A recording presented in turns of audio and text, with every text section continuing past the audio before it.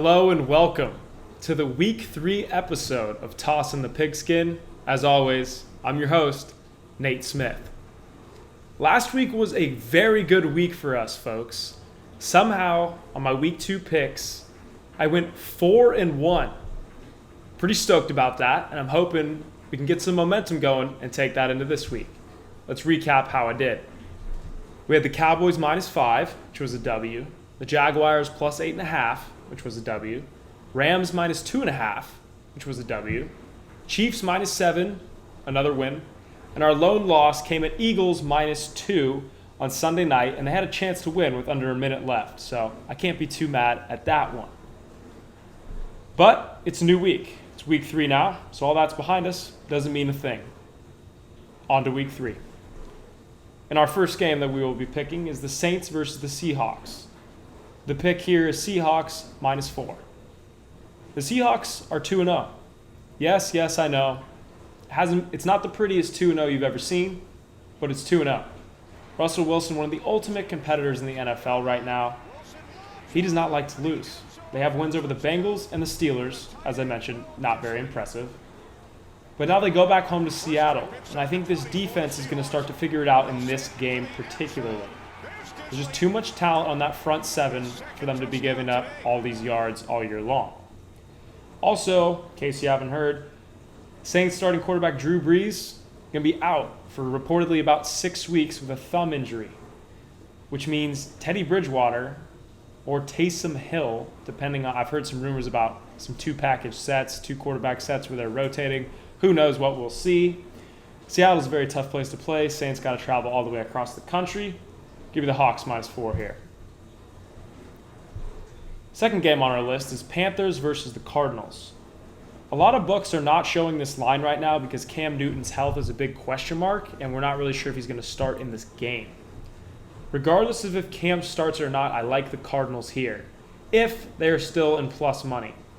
If for some reason the line shifts and the Cardinals become favorites, I'm not sure if I like it as much. If it gets above like -3, I'd probably have to back away. But as of right now, I'm just going to go off of what OddsShark has it listed at, which is Cardinals +2.5, which I believe might have been the opening line. I like the money line here. If the Cardinals are getting plus money, I think the Cardinals win this game. I think Kyler Murray and Cliff Kingsbury are going to really start to figure this thing out here in Week 3. I think this offense will start to get humming, and I think we see the Cardinals score a lot of points in this game and win it, regardless of who the Panthers throw out at quarterback.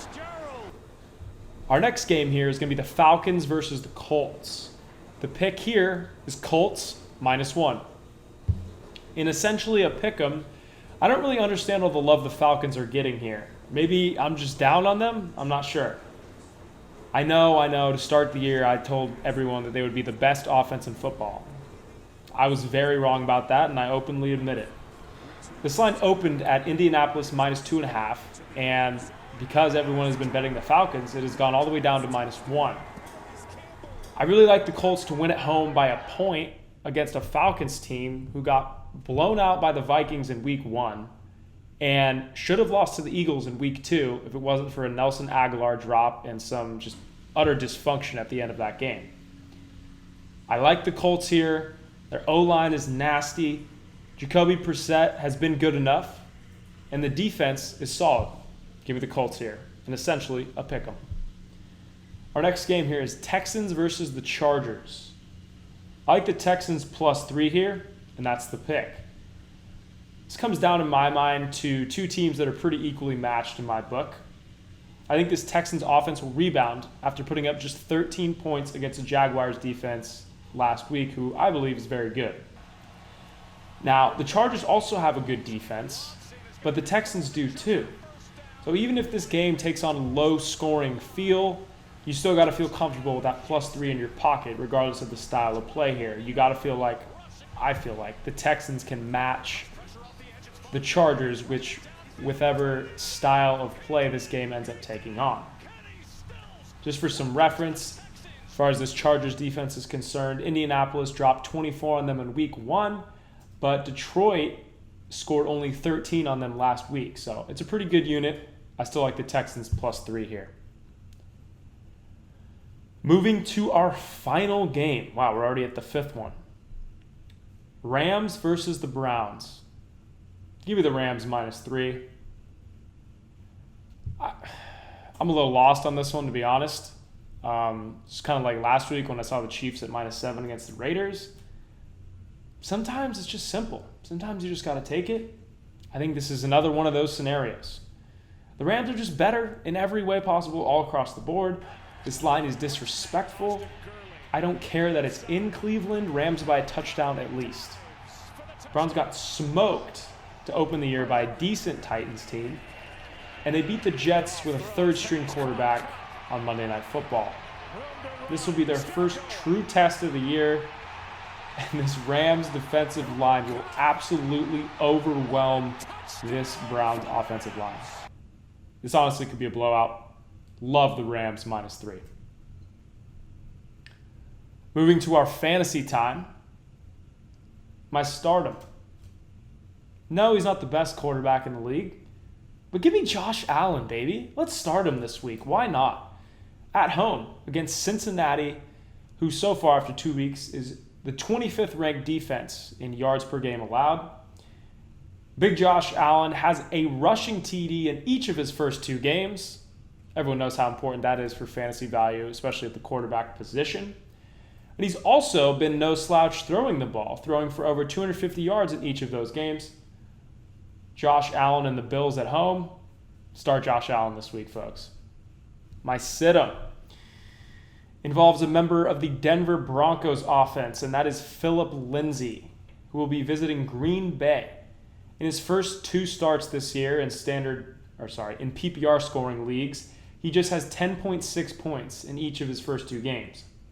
He's also splitting carries right now with Royce Freeman, which volume is the most important thing in fantasy. So when we see a running back like this splitting carries almost 50-50, it's a red flag. Not to mention facing a much improved Packers defense who has been very stingy to open the year. They're only allowing 9.5 points per game right now. I would avoid Phillip with this one. Sit him. And for the final one, my sleeper, Mr. Randall Cobb joined the Dallas Cowboys in the offseason. They're at home versus Miami, which by all betting lines predicts this to be a blowout.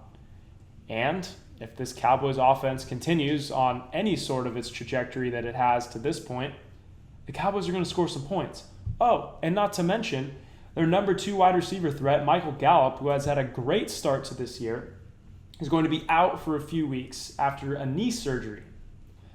Cobb will be the number 2 receiver now in this offense that has been absolutely humming. Dak has been playing very well and distributing the ball to his receivers at a very high level. The Dolphins are dead last in yards allowed. Dead last. Tanking for Tua. It's shown on defense as well. Not to mention they just traded Minka Fitzpatrick, one of their better defenders. Anyways, Cobb has had 4 catches in his first game and 5 catches in his second game. I wouldn't be surprised if Cobb gets around that 7 to 8 catch mark. So in PPR, definite sleeper, Randall Cobb. And folks, that's going to be the Week 3 episode of Tossin the Pigskin. As always, I'm your host, Nate Smith. Thanks for watching, and I hope to see you next week.